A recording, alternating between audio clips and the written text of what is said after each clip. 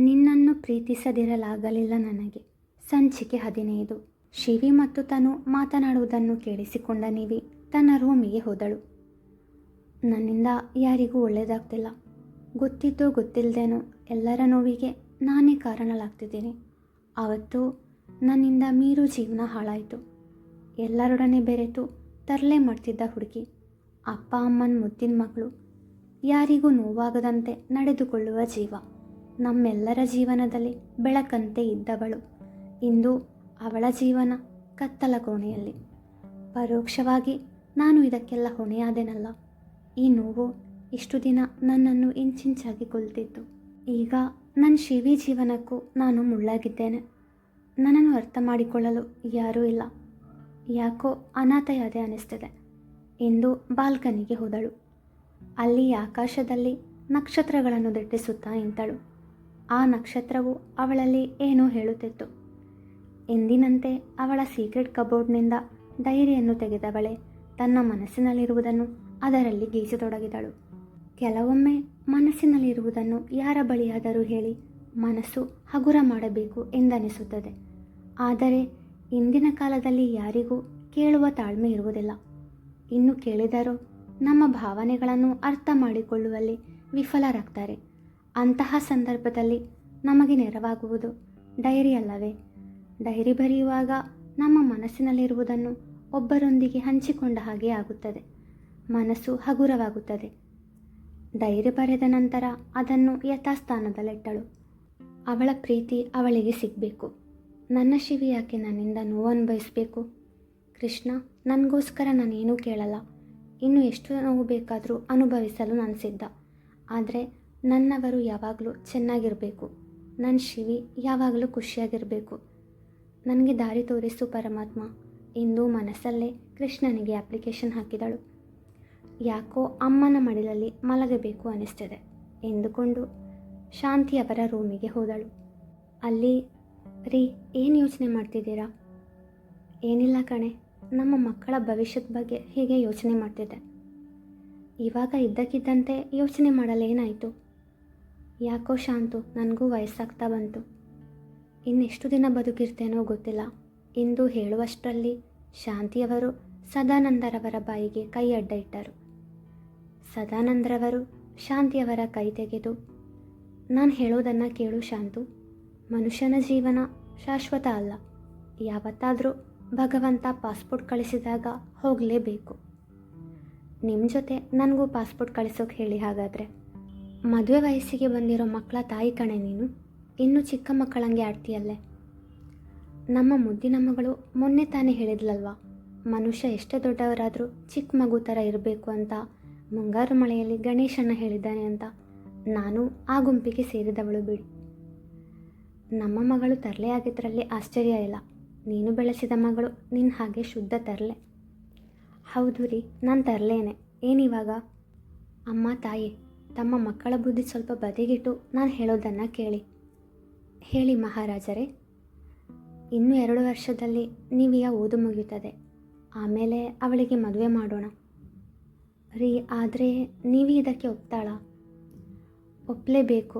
ನನ್ನ ಮುದ್ದು ಮಗಳು ನನ್ನ ಮಾತನ್ನು ಯಾವತ್ತೂ ಮೀರಲ್ಲ. ಅವಳು ಮೀರು ಪುಟ್ಟನ ಬಗ್ಗೆ ಯೋಚನೆ ಮಾಡಿ ಬೇಜಾರು ಮಾಡ್ಕೊಂಡಿರ್ತಾಳೆ. ನಾನು ಡಾಕ್ಟರ್ ಹತ್ರ ಮಾತಾಡಿದೆ. ಮೀರು ಮೊದಲಿಗಿಂತ ಹುಷಾರಾಗಿದ್ದಾಳೆ. ಅವಳು ಪೂರ್ತಿ ಹುಷಾರಾದ ಮೇಲೆ ಅವಳನ್ನು ಅವಳ ಇಷ್ಟದ ಹಾಗೆ ಓದಿಸ್ತೇನೆ. ಆಮೇಲೆ ಒಳ್ಳೆ ಹುಡುಗನನ್ನು ನೋಡಿ ಮದುವೆ ಮಾಡಿಸ್ತೇನೆ. ಆವಾಗ ನೀವಿ ಮದುವೆ ಆಗೋಕ್ಕೆ ಒಪ್ಕೊಳ್ತಾಳೆ. ನಿಮ್ಮ ಮಾತು ಕೇಳಿ ತುಂಬ ಖುಷಿಯಾಯಿತು. ಆದಷ್ಟು ಬೇಗ ಮೀರು ಹುಷಾರಾಗಲಿ. ಅವರ ಮಾತನ್ನು ಮರೆಯಲ್ಲೇ ನಿಂತು ಕೇಳಿಸಿಕೊಳ್ಳುತ್ತಿದ್ದ ನಿವಿಯ ಕಣ್ಣಾಲಿಗಳು ತುಂಬಿದವು. ಮೀರಾ ಬಗ್ಗೆ, ಅವಳ ಭವಿಷ್ಯದ ಬಗ್ಗೆ ಅವರು ಯೋಚಿಸಿದನ್ನು ಕಂಡು ತನ್ನ ತಂದೆಯ ಮೇಲೆ ಗೌರವ ಹೆಚ್ಚಿತು. ಓಡಿ ಹೋಗಿ ಅವರನ್ನು ಗಟ್ಟಿಯಾಗಿ ಅಪ್ಪಿಕೊಂಡು, ಸಾರಿ ಅಪ್ಪ, ನೀವು ಮಾತಾಡ್ತಿದ್ದದು ಕೇಳಿಸ್ಕೊಂಡೆ. ನೀವು ಮೀರುಗೆ ತೋರಿಸೋ ಕಾಳಜಿಗೆ ತುಂಬ ಥ್ಯಾಂಕ್ಸ್ ಅಪ್ಪ. ಮೀರು ನನಗೂ ಮಗಳು ಅಲ್ವಾ ಪುಟ್ಟ. ಅಪ್ಪ ಅಮ್ಮ, ನಾನಿವತ್ತು ನಿಮ್ಮ ಜೊತೆ ಮಲಗಲ್ಲ. ನಮ್ಮ ಮುದ್ದು ನೀನು, ನೀನು ಕೇಳಿದರೆ ಇಲ್ಲ ಅನ್ನೋಕ್ಕಾಗತ್ತಾ? ಅಂದು ನೀವಿ ತನ್ನ ತಂದೆ ತಾಯಿಯ ಜೊತೆ ಮಲಗಿದಳು. ಸೂರ್ಯನ ಬೆಳಕಿನ ಕಿರಣಗಳು ಭೂಮಿಯನ್ನು ಸ್ಪರ್ಶಿಸುವ ವೇಳೆಗೆ ನೀವಿಗೆ ಎಚ್ಚರವಾಯಿತು. ಆಗಲೇ ಮೊಬೈಲ್ ಕರೆ ಅವಳಿಗಾಗಿ ಕಾಯುತ್ತಿತ್ತು. ಅದು ಮೀರಾಳಿಗೆ ಚಿಕಿತ್ಸೆ ನೀಡುತ್ತಿದ್ದ ಡಾಕ್ಟರ್ನ ಕರೆ. ಹಲೋ, ಹೇಳಿ ಡಾಕ್ಟರ್. ಬೆಳಗ್ಗೆನೇ ಕಾಲ್ ಮಾಡಿದ್ದೀರಾ? ಮೀರು ಹುಷಾರಾಗಿದ್ದಾಳೆ ತಾನೆ? ಅಲ್ಲೇ ಅವಳಿಗೇನಾದರೂ ತೊಂದರೆ ಇದೆಯಾ? ಮಿಸ್ ಕಾನ್ವಿ ಅವರೇ, ನಾನು ಹೇಳೋದನ್ನು ಸ್ವಲ್ಪ ಕೇಳಿ. ನೀವು ನಿಮ್ಮ ತಂದೆಯನ್ನು ಕರೆದುಕೊಂಡು ಇಲ್ಲಿಗೆ ಬನ್ನಿ. ವಿಷಯವನ್ನು ಇಲ್ಲಿಗೆ ಬಂದ ಮೇಲೆ ಹೇಳ್ತೀನಿ. ಸರಿ ಡಾಕ್ಟರ್ ಎಂದು ಕರೆಯನ್ನು ತುಂಡರಿಸಿದವಳು ತನ್ನ ತಂದೆಗೆ ವಿಷಯ ತಿಳಿಸಿದಳು. ಇಬ್ಬರು ಬೇಗನೆ ತಯಾರಾಗಿ ಸಂಜೀವಿನಿ ಮಾನಸಿಕ ಆರೋಗ್ಯ ಕೇಂದ್ರ ತಲುಪಿದರು. ಡಾಕ್ಟರ್ನ ಕ್ಯಾಬಿನ್ಗೆ ಹೋಗಿ ಅವರಲ್ಲಿ, ಡಾಕ್ಟರ್ ಬರೋಕ್ಕೆ ಹೇಳಿದ್ರಂತೆ? ಹೌದು, ಫೋನಲ್ಲಿ ಹೇಳಿದರೆ ಸರಿ ಇರಲ್ಲ, ಸೊ ಡೈರೆಕ್ಟಾಗಿ ಮೀಟ್ ಮಾಡಿ ಹೇಳೋಣ ಅಂದ್ಕೊಂಡೆ. ಕೆಲವು ದಿನಗಳ ಹಿಂದೆ ನನ್ನ ಸ್ನೇಹಿತನೊಬ್ಬ ಇಲ್ಲಿಗೆ ಬಂದಿದ್ದ. ಅವನಲ್ಲಿ ಮೀರಾ ಬಗ್ಗೆ ಹೇಳಿದೆ. ಅವನು ಹೇಳಿದ, ಮಾನಸಿಕ ಆಘಾತ ಅಷ್ಟೇ ಅಲ್ಲ, ಬೇರೇನೋ ಸಮಸ್ಯೆ ಇದೆ, ಅವಳ ಬ್ಲಡ್ ಟೆಸ್ಟ್ ಮಾಡಿಸಿ ಅಂತ. ಅದರ ರಿಪೋರ್ಟ್ ನಿನ್ನೆ ರಾತ್ರಿ ಬಂತು. ಅವನಿಗೆ ಅದನ್ನು ಕಳುಹಿಸಿದೆ. ಅವನು ಹೇಳ್ದ ಅವಳ ರಕ್ತದಲ್ಲಿ ಡ್ರಗ್ಸ್ ಇದೆ ಅಂತ. ಆ ಡ್ರಗ್ಸ್ನಿಂದ ಅವಳು ಹೀಗಾಗಿರೋದು. ಅದರ ಇರುವಿಕೆ ಇಂಜೆಕ್ಟ್ ಮಾಡಿ ವರ್ಷಗಳಾದ ಮೇಲೆಯೇ ತಿಳಿಯುವುದು. ಆದಷ್ಟು ಬೇಗ ಚಿಕಿತ್ಸೆ ಕೊಡದಿದ್ದರೆ ಅವಳು ಯಾವತ್ತೂ ನಾರ್ಮಲ್ ಆಗಲ್ಲ. ಡಾಕ್ಟರ್, ಹೇಗಾದರೂ ಮಾಡಿ ಹಳೆ ಮೀರಾಳನ್ನು ವಾಪಸ್ ಕೊಡಿ ಪ್ಲೀಸ್ ಡಾಕ್ಟರ್ ಎಂದು ಅಳುತ್ತಾ ಅವರ ಕಾಲಿಗೆ ಬಿದ್ದಳು ನಿವಿ. ಕಾನ್ವಿಯವರೇ, ಈ ಥರ ಕಾಲು ಹಿಡಿಬೇಡಿ. ಮೀರಾಳನ್ನು ನಾವು ಆದಷ್ಟು ಬೇಗ ಮೈಸೂರಲ್ಲಿರೋ ಸಾಂತ್ವನಕ್ಕೆ ಸೇರಿಸಬೇಕು. ನನ್ನ ಸ್ನೇಹಿತ ಡಾಕ್ಟರ್ ಅಭಿಲಾಷ್ ಅಲ್ಲಿರುವುದು. ಮುಂದಿನ ಟ್ರೀಟ್ಮೆಂಟ್ ಅವನು ನೋಡ್ತಾನೆ.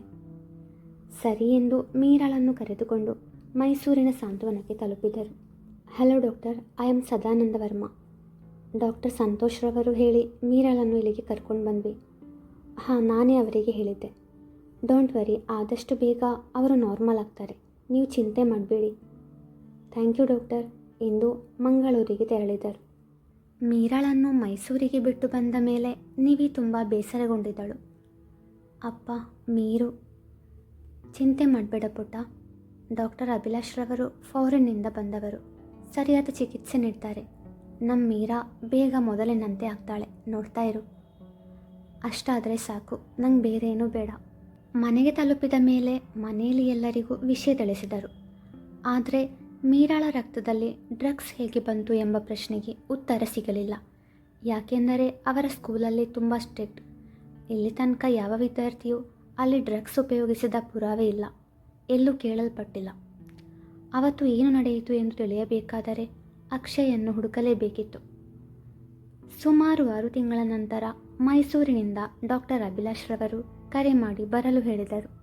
ಈ ಬಾರಿ ನಿವಿ ಹಾಗೂ ಸದಾನಂದರವರ ಜೊತೆ ಐಶ್ವರ್ಯ ಹಾಗೂ ಮಹೇಶ್ ರವರು ಸಹ ಹೋಗಿದ್ದರು. ಡಾಕ್ಟರ್, ಹೇಗಿದ್ದಾಳೆ ನಮ್ಮ ಮೀರಾ ಇವಾಗ? 6 ತಿಂಗಳಿಂದ ನಾವ್ಯಾರೂ ಅವಳನ್ನು ನೋಡಲಿಲ್ಲ. ಅವರು ಮೊದಲಿಗಿಂತ ಚೇತರಿಸಿಕೊಂಡಿದ್ದಾರೆ ಇವಾಗ. ಅಂದಹಾಗೆ ಇವರು ಯಾರು ಅಂತ ಗೊತ್ತಾಗಲಿಲ್ಲ. ಇವನು ನನ್ನ ಗೆಳೆಯ ಮಹೇಶ್ ಹಾಗೂ ಅವನ ಮಗಳು ಐಶ್ವರ್ಯ. ಇವಳು ಕೂಡ ಮೀರಾಳ ಫ್ರೆಂಡ್. ಇವರು ಬಂದದ್ದು ಒಳ್ಳೆಯದಾಯಿತು, ಯಾಕೆಂದರೆ ಮೀರಾಗೆ ಹಳೆಯ ಘಟನೆ ಎಷ್ಟು ನೆನಪಿದೆ ಎಂದು ತಿಳಿಯಬೇಕು. ಬನ್ನಿ ಹೋಗೋಣ ಎಂದು ಮೀರಾ ಇರುವ ವಾರ್ಡಿಗೆ ಹೋದರು. ಮೀರಾ, ನೋಡಿಲ್ಲಿ ಯಾರು ಬಂದಿದ್ದಾರೆ ಎಂದು ಡಾಕ್ಟರ್ ಹೇಳಿದಾಗ ಗೋಡೆಯನ್ನು ದಿಟ್ಟಿಸುತ್ತಿದ್ದ ಮೀರಾ ಬಂದವರತ್ತ ನೋಡಿದಳು. ನಿವಿಯನ್ನು ಗಟ್ಟಿಯಾಗಿ ತಬ್ಬಿಕೊಂಡು, ಎಲ್ಲಿ ಹೋಗಿದ್ದೆ ನಿವಿ? ನನಗೆಷ್ಟು ಭಯ ಆಗ್ತಿತ್ತು ಗೊತ್ತಾ? ನಾಳೆ ಲಾಸ್ಟ್ ಎಕ್ಸಾಮ್, ಕಂಬೈನ್ ಸ್ಟಡಿ ಮಾಡೋಣ ಅಂತ ಹೇಳಿ ಎಲ್ಲಿ ಹೋಗಿದ್ದೆ ನೀನು? ನಾನು ಯಾಕೆ ಇಲ್ಲಿದ್ದೀನಿ? ಅದು ಐಶು, ನೀನಾದರೂ ಹೇಳು ಎಂದಾಗ ಐಶು ತುಟಿ ಪಿಟಕ್ಕೆನ್ನಲಿಲ್ಲ. ಆಗ ಡಾಕ್ಟರ್, ನಾನು ಹೇಳ್ತೀನಿ ಮೀರಾ, ನೀವು ಎಕ್ಸಾಮ್ಗೆ ತುಂಬ ಟೆನ್ಷನ್ ಮಾಡ್ಕೊಂಡಿದ್ರಿ, ಅದಕ್ಕೆ ನಿಮಗೆ ಧೈರ್ಯ ಹೇಳೋಕ್ಕೆ ಇಲ್ಲಿಗೆ ಕರ್ಕೊಂಡು ಬಂದರು. ಮತ್ತು ನೀವು ಬಂದ ಕಾರಲ್ಲಿ ಜಾಗ ಇರಲಿಲ್ಲ, ಅದಕ್ಕೆ ಇವರು ನಿಮ್ಮ ಹಿಂದೆ ಬೇರೆ ಕಾರಲ್ಲಿ ಬಂದರು. ಆದರೆ ಧೈರ್ಯ ಹೇಳೋಕ್ಕೆ ಡಾಕ್ಟರ್ ಯಾಕೆ? ಅಮ್ಮನ ಮಾತುಗಳು ಸಾಕು ನನಗೆ ಧೈರ್ಯ ತುಂಬೋಕೆ, ಗೊತ್ತಾ? ಹೌದಾ ಮೀರಾ? ನಮ್ಮಮ್ಮ ಟೀಚರ್. ಅವರು ಎಲ್ಲ ವಿಷಯಗಳನ್ನು ಎಷ್ಟು ಚೆನ್ನಾಗಿ ಹೇಳಿಕೊಡ್ತಾರೆ. ನಾನು ಭಯಪಟ್ಟಾಗ ಅವರೇ ನನಗೆ ಧೈರ್ಯ ಹೇಳೋರು. ಅದು ಸರಿ, ಅಮ್ಮ ಎಲ್ಲಿ? ಅವರು ಮನೆಯಲ್ಲಿದ್ದಾರೆ. ನಿನ್ನನ್ನು ಯಾಕೆ ಇಲ್ಲಿ ಕರ್ಕೊಂಡು ಬಂದ್ವಿ ಅಂದರೆ, ಇವರು ಸೈಕ್ಯಾಟ್ರಿಸ್ಟ್. ಮನಸ್ಸಲ್ಲಿರುವ ಭಯವನ್ನು ಹೋಗಲಾಡಿಸಲು ಇವರಿಗಿಂತ ಉತ್ತಮ ವ್ಯಕ್ತಿ ಇನ್ನೊಬ್ಬರಿಲ್ಲ. ಹೌದಾ ಅಂಕಲ್? ಹಾಗಾದರೆ ನಾನು ಇಲ್ಲೇ ಇರ್ತೀನಿ. ಎಷ್ಟು ದಿನ ಇರಬೇಕು ಇಲ್ಲಿ? 1 ತಿಂಗಳು ಅಷ್ಟೇ. ಆಮೇಲೆ ನಿನಗೆ ಭಯನೇ ಇರಲ್ಲ. ಭಯನೇ ನಿನ್ನನ್ನು ನೋಡಿ ಭಯ ಪಡುತ್ತೆ, ಗೊತ್ತಾ? ಹೌದಾ, ನಾನು ಸೂಪರ್ ವುಮನ್ ಆಗ್ತೀನಾ? ಹಾಂ, ಒಂಥರ ಹಾಗೇನೆ. ನಿವಿ ಮತ್ತು ಐಶು ನನ್ನ ಜೊತೆ ಇರ್ತೀರಾ? ಹ್ಞೂ ಕಣೋ ಎಂದು ಡಾಕ್ಟರ್ ಜೊತೆಗೆ ಹೋದರು. ನನಗೆ ನಿಮ್ಮ ಜೊತೆ ಸ್ವಲ್ಪ ಮಾತಾಡಬೇಕು ಎಂದರು ಡಾಕ್ಟರ್. ಅವರಿಗೆ ಎಕ್ಸಾಮ್ನ ನಂತರ ನಡೆದ ವಿಷಯಗಳು ನೆನಪಿಲ್ಲ. ಅವರು ಸ್ವಲ್ಪ ದಿನ ಅಂದರೆ 1 ತಿಂಗಳು ಇಲ್ಲೇ ಇದ್ದು ಯೋಗ ಮೆಡಿಟೇಷನ್ ಮಾಡಲಿ. ಅವರ ಮನಸ್ಸಿಗೆ ಶಾಂತಿ ನೆಮ್ಮದಿ ಮುಖ್ಯ. ಅಂದಹಾಗೆ ಕಾನ್ವಿ ಹಾಗೂ ಐಶ್ವರ್ಯ, ನೀವಿಬ್ಬರು ಇಲ್ಲಿ ಮೀರಾ ಜೊತೆ ಇರ್ತೀರಾ? ನಿಮಗೆ ನನ್ನ ಗೆಸ್ಟ್ ಹೌಸಲ್ಲಿ ತಂಗಲು ವ್ಯವಸ್ಥೆ ಮಾಡ್ತೀನಿ. ನೀವಿಬ್ಬರು ಜೊತೆಗಿದ್ದರೆ ಅವರು ಬೇಗ ಗುಣಮುಖರಾಗಲು ನೆರವಾಗಬಹುದು. ಏನಂತೀರಾ? ಓಕೆ ಡಾಕ್ಟರ್, ಹೇಗೂ ನಮಗೊಂದು ತಿಂಗಳು ರಜಾ ಇದೆ. ಸೊ ಒಂದು ಸಾರಿ ಮನೆಗೆ ಹೋಗಿ ವಾಪಸ್ ಬರ್ತೀವಿ. ನಮ್ಮ ಥಿಂಗ್ಸ್ ಎಲ್ಲ ತರಬೇಕಲ್ವಾ? ಸೊ ಸರಿ ಎಂದು ಅವರಲ್ಲಿಂದ ಹೊರಟರು. ಮನೆಗೆ ಬಂದು ವಿಷಯ ತಿಳಿಸಿ ಲಗೇಜ್ ತೆಗೆದುಕೊಂಡು ಮೈಸೂರಿಗೆ ಮರಳಿದರು. ಮೀರಾ ದಿನದಿಂದ ದಿನಕ್ಕೆ ಡಾಕ್ಟರ್ ಸಲಹೆ ಪ್ರಕಾರ ಯೋಗ ಮೆಡಿಟೇಷನ್ ಮಾಡಿ ಅವಳ ಮನಸ್ಥಿತಿ ಸರಿಯಾಗುವುದು ಮುಂದುವರಿಯುವುದು